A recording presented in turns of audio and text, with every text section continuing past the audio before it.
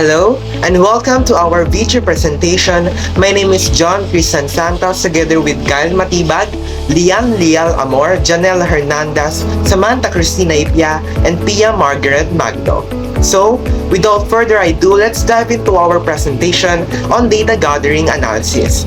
Our mini research entitled An Assessment of the Correlation Between National University Manila Students, Hours of Sleep and Their Attention Span in Class. You might wonder why we chose this particular topic.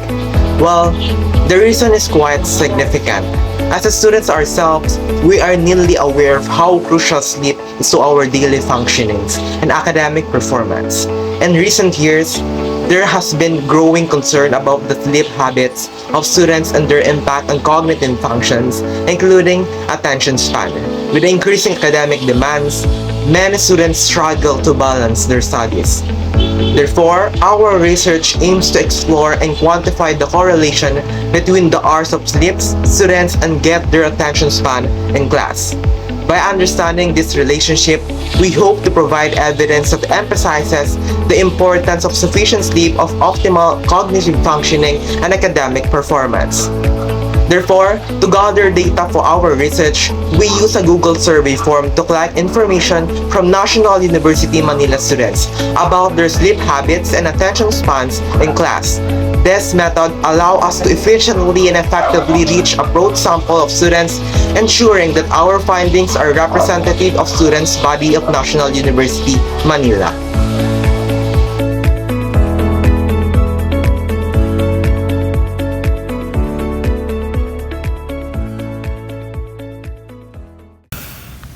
Moving forward, as mentioned earlier, the title is A Mathematics in the Modern World, an assessment of the correlation between National University Manila student hours of sleep and their attention span.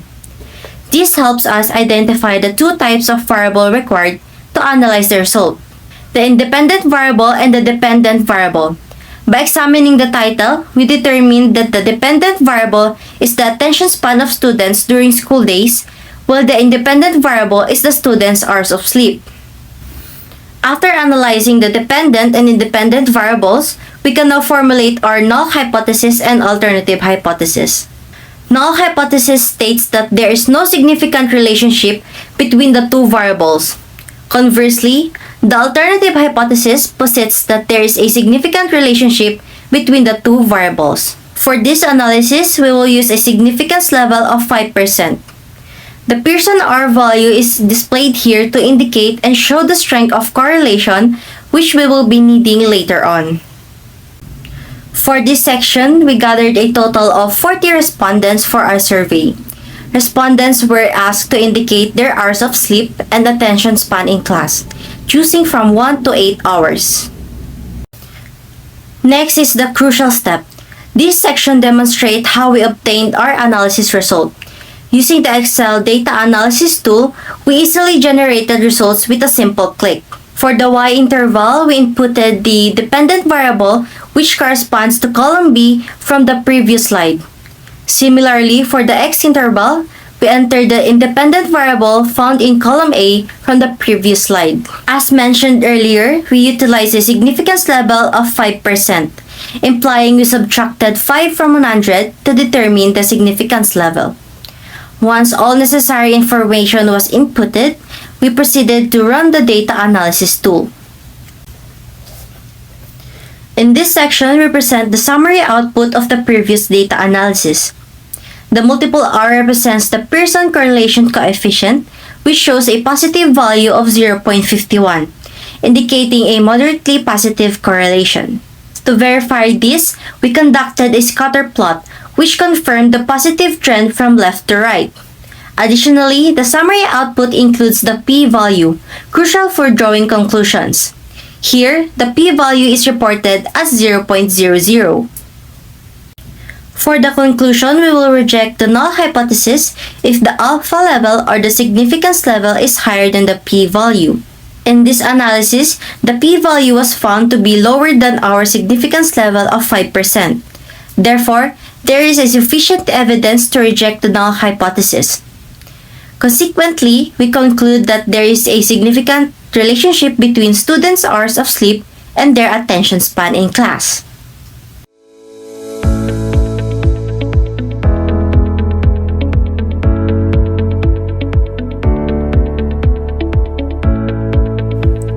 When we were tasked with identifying an independent and a dependent variable, we thought about what is relevant to today's generation of students. And a major issue that came to mind is the lack of sleep and how it affects attending daily classes. This led us to our study entitled Mathematics in the Modern World, an assessment of the correlation between National University Manila students' hours of sleep and their attention span in class.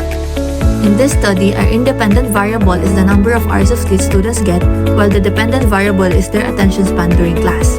We aim to explore how sleep deprivation affects students' ability to concentrate and engage with their classes. So by understanding this correlation, we hope to emphasize the importance of adequate sleep for academic performance and overall well-being among university students. To gather data, we first created a survey through Google Forms that was easily accessible and relatable for all students. This survey was disseminated online through our group chats and group pages, highlighting the purpose of our study and the relevance of their participation. With their help, we successfully gathered data that is essential to our research. I think the main challenges that we encounter in preparing this final output is it took a considerable amount of time and effort to collect data from the targeted panel, and the data must be analyzed.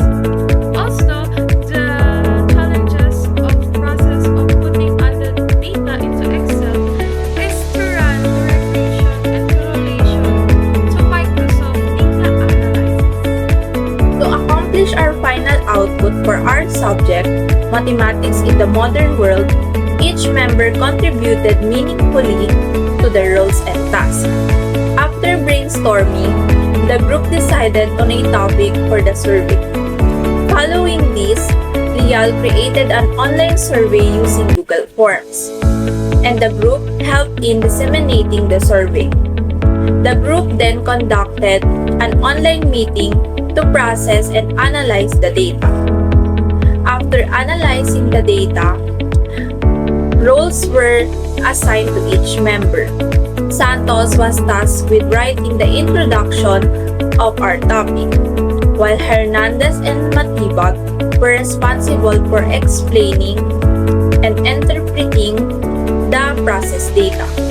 Lial, Magno, and I were assigned to provide answers to some questions related to our output. And finally, Matibag volunteered to edit the final output for the submission.